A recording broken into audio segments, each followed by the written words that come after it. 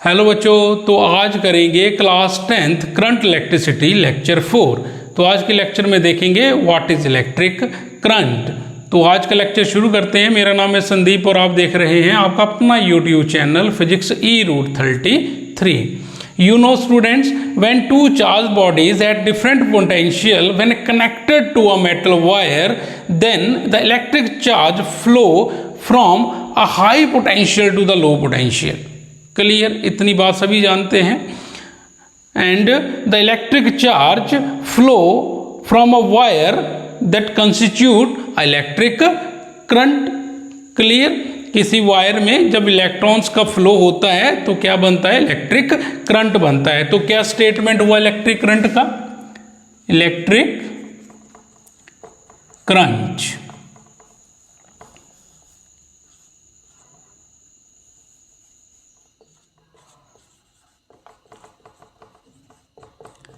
the rate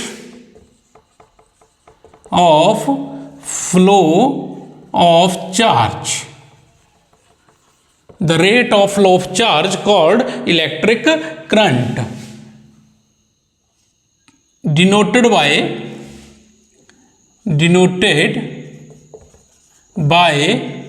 capital I।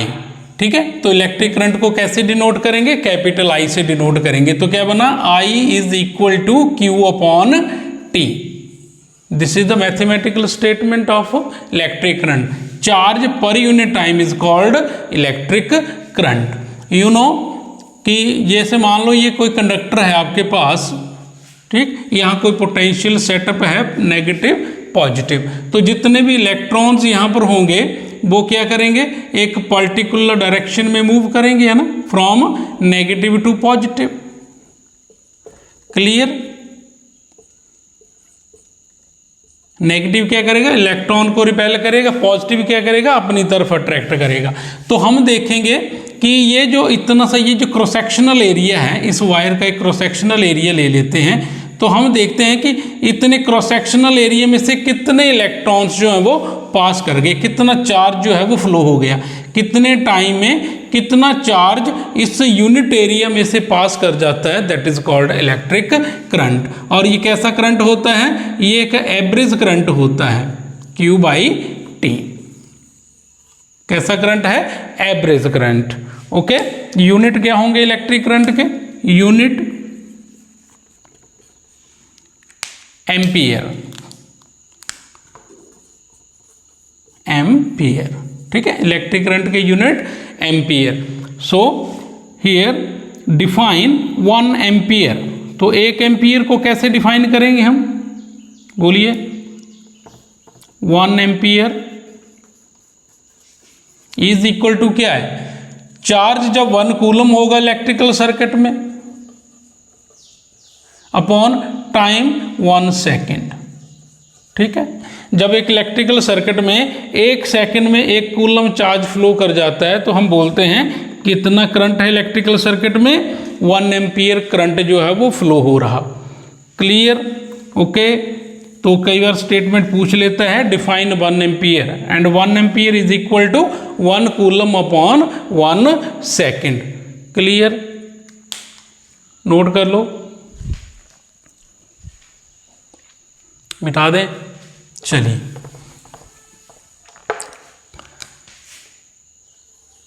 Next देखें। Instrument used to measure electric current.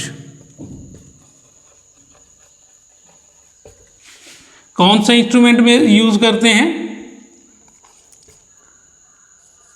Ammeter. कौन सा? Ammeter. Ammeter एक instrument है जिसको यूज किया जाता है to measure the electric current. ये जो एमीटर है ये एक लो रेजिस्टेंस डिवाइस है। कैसा है? Low resistance device. Okay, always connected in series. Electrical circuit में कैसे लगाया जाता है? हमेशा सीरीज में इसको लगाया जाता है, just like this. This is your an ammeter और ये है कोई कंडक्टर, तो इसकी बिल्कुल सीरीज में ये एमीटर जो है वो लगेगा। ठीक है, अगर हमने वोल्ट मीटर सेटअप करना हो यहाँ पर तो कैसे करेंगे, मैं पहले लेक्चर में बता चुका हूँ इस चीज़ के बारे में। ठीक है, तो अगर वोल्ट मीटर सेटअप करना हो तो हम इस कंडक्टर के पैरेलल में करेंगे ऐसे। ये वोल्ट मीटर का सेटअप है, क्लियर, पॉजिटिव नेगेटिव। आपको मालूम है कि वोल्ट मीटर हमेशा कंडक्टर के पैरेलल में लगता है, इलेक्ट्रिकल सर्किट में पैरेलल में लगेगा। क्यों? क्योंकि वोल्ट मीटर जो होता है किन्हीं दो पॉइंट के बीच का पोटेंशियल डिफरेंस बताता है। जैसे एक पॉइंट ये ए है और ये एक पॉइंट बी है, तो इसके बीच का जो पोटेंशियल बताएगा, पोटेंशियल डिफरेंस, तो वो वोल्ट मीटर बताता है। इसलिए वोल्ट मीटर को हमेशा पैरेलल में कनेक्ट करते हैं कंडक्टर के, और एमीटर को हमेशा सीरीज में करते हैं, क्योंकि एमीटर जो है वो नेट करंट बताएगा आपको किसी इलेक्ट्रिकल सर्किट का। ओके, अगर मान लेते हैं कि एमीटर को मानो यहाँ पर लगा दिया जाए, सपोज दैट, क्लियर, अगर मैंने एमीटर यहाँ लगा दिया तो क्या होगा, तो ये करंट कितना जा रहा इलेक्ट्रिकल सर्किट में कंप्लीट नहीं बता पाएगा।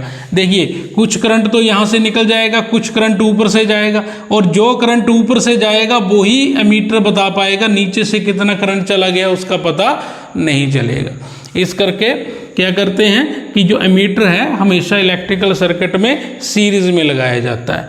क्लियर, ओके, चलिए आगे चलते हैं। अच्छा, तो ये तो हो गया लो रेजिस्टेंस डिवाइस है, हमेशा सीरीज में कनेक्ट किया जाता है।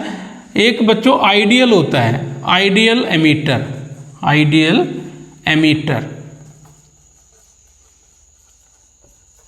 ठीक है, आइडियल मीटर, इसकी जो रेजिस्टेंस होती है, रेजिस्टेंस वो क्या होगी, जीरो रेजिस्टेंस होती है। क्वेश्चन पेपर में पूछा जा सकता है what is the resistance of an ideal ammeter, तो क्या बोलेंगे, जीरो। क्लियर है, नोट कर लो, मिटा दें। चलिए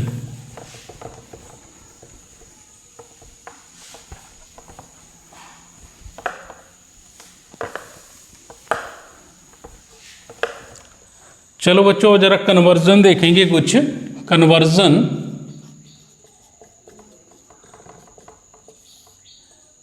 अच्छा, जैसे 1 मिली एम्पियर की बात करें, कितने एम्पियर के बराबर होगा, 10⁻³ एम्पियर। और एक माइक्रो एम्पियर की अगर हम बात करें तो 10⁻⁻6 एम्पियर के बराबर होता है। ये कन्वर्जन याद रखेंगे, milli ampere 10⁻³ ampere, micro ampere 10⁻⁻6 ampere. ये न्यूमेरिकल वगैरह में यूज होती हैं ये टर्म्स। ओके, तो चलें आगे, आगे देखते हैं डायरेक्शन ऑफ इलेक्ट्रिक करंट। अब इलेक्ट्रिक करंट की डायरेक्शन देखते हैं क्या है। मानिए ये कोई कंडक्टर है,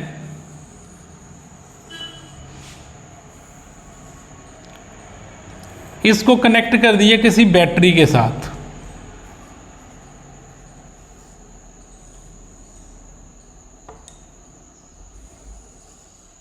okay, this is your positive and negative terminal. बड़ा वाली टांग जो होती है वो पॉजिटिव होती है, छोटी वाली नेगेटिव होती है। और ये किसका सिंबल है, बैटरी का सिंबल है।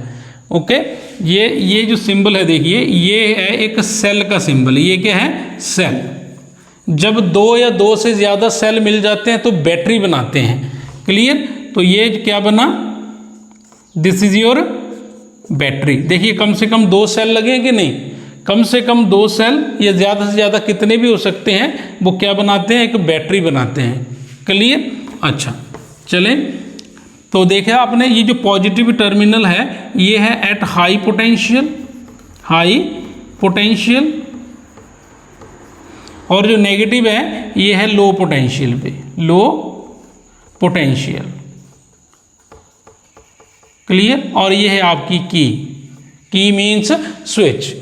क्लियर, इसको अब ऑन ऑफ करेंगे, ठीक है, ऑन करेंगे मतलब इसको क्लोज करेंगे तो करंट फ्लो करेगा, इसको ओपन कर देते हैं की को तो करंट का फ्लो स्टॉप हो जाता है।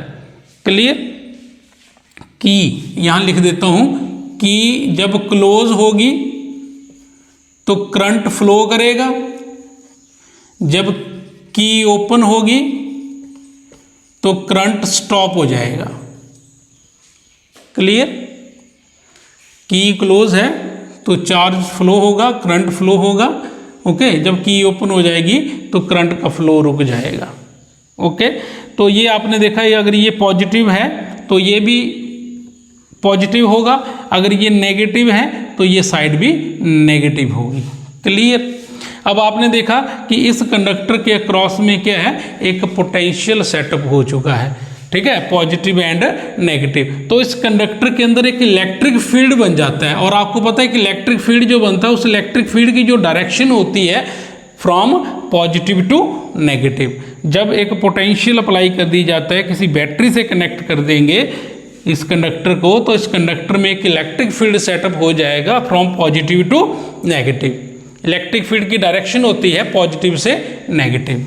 यहां लिख देता हूं मैं, direction of electric field from positive to negative. Clear. तो जैसे ही इसके अंदर क्या है, एक इलेक्ट्रिक फील्ड बनता है फ्रॉम पॉजिटिव टू नेगेटिव, और आपको पता है कि इस कंडक्टर के अंदर फ्री इलेक्ट्रॉन्स होते हैं, और वो फ्री इलेक्ट्रॉन के ऊपर क्या होता है, इस इलेक्ट्रिक फील्ड की वजह से उन फ्री इलेक्ट्रॉन्स के ऊपर एक फोर्स बनता है, जिससे सारे के सारे इलेक्ट्रॉन वो यूनी डायरेक्शनल हो जाते हैं, एक डायरेक्शन में चलना शुरू कर देते हैं फ्रॉम नेगेटिव टू पॉजिटिव। तो जितने भी इलेक्ट्रॉन्स होंगे वो एक डायरेक्शन में चलेंगे फ्रॉम नेगेटिव टू पॉजिटिव।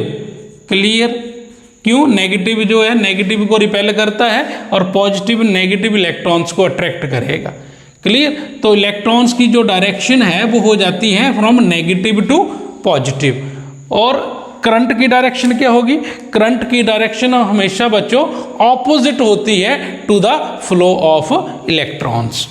तो यहां देखेंगे तो करंट की डायरेक्शन क्या आएगी, ये ऐसे आएगी, from positive to negative in the direction of electric field.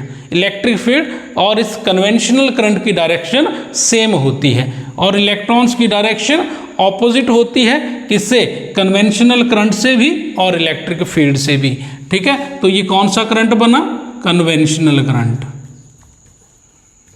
Conventional current.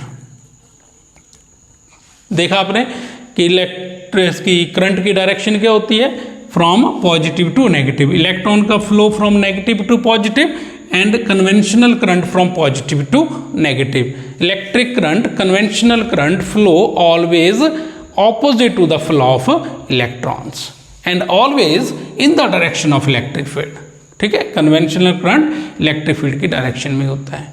Clear, समझे आप, याद रखेंगे। चलें आगे, चलिए एक न्यूमेरिकल लेते हैं, नोट कर लो। चलो,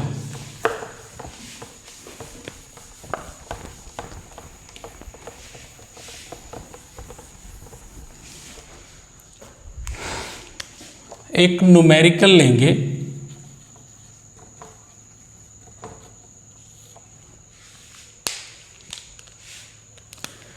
an electric bulb draws a current of 0.25 ampere for 20 minutes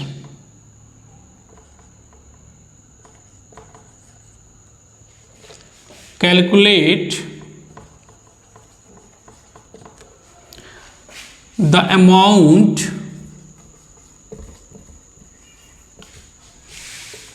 of electric charge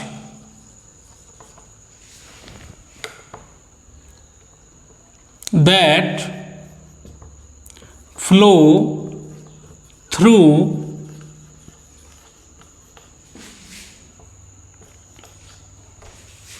the circuit. ठीक है, ये क्वेश्चन आपके पास, an electric bulb draws a current of 0.25 ampere for 20 minutes. आपको क्या फाइंड करना है? Amount of electric charge through the electrical circuit. Clear? चलिए सॉल्यूशन देखते हैं इसका।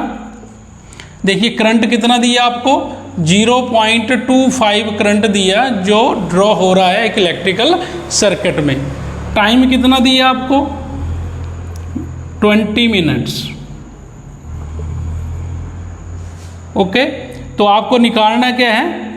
कितना चार्ज जो है वो फ्लो हो रहा है इलेक्ट्रिकल सर्किट में, आपको Q जो है वो फाइंड आउट करना है। ओके, फॉर्मूला क्या है हमारे पास इलेक्ट्रिक करंट का? I is equal to Q by T। Clear?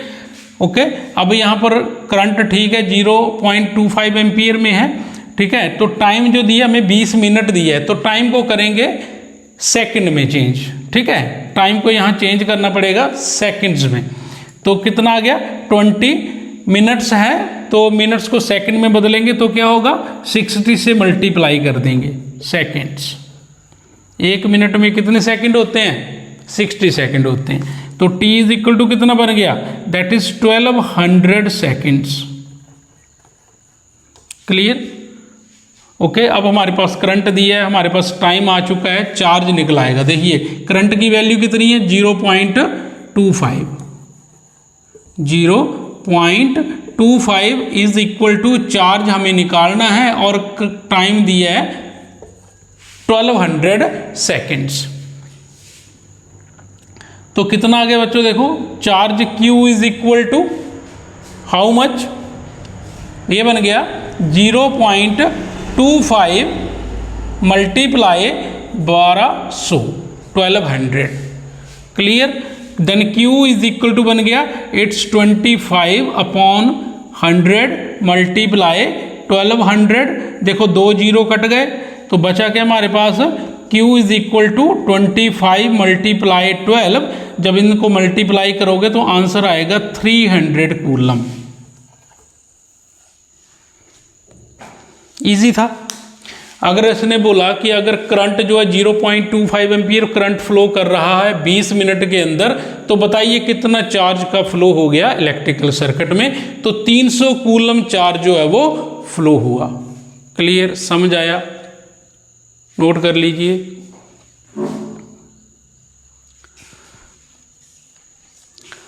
तो स्टूडेंट्स आज का लेक्चर अगर पसंद आया हो तो प्लीज़ लाइक शेयर और सब्सक्राइब करें। मिलते हैं नेक्स्ट लेक्चर में, तब तक के लिए good bye and take care.